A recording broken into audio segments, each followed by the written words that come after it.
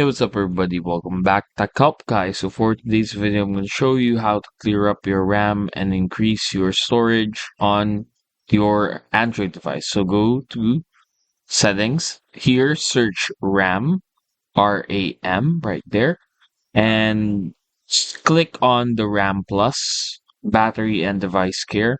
So upon clicking it, it will check the memory. It will do a quick analyzation and as you can see here, we can clean up to 2.5 gigabytes of storage, which is a lot.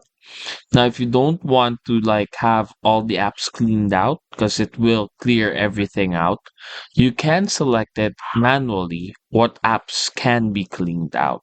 So that's a plus for your RAM, and then afterwards, just click on clean now and you're good to go. That's it. Hopefully, we were able to help you out on this. If we did, please do not forget to, of course, hit the like and the subscribe button and follow us for more videos just like this one, only here on Tech Help Guy.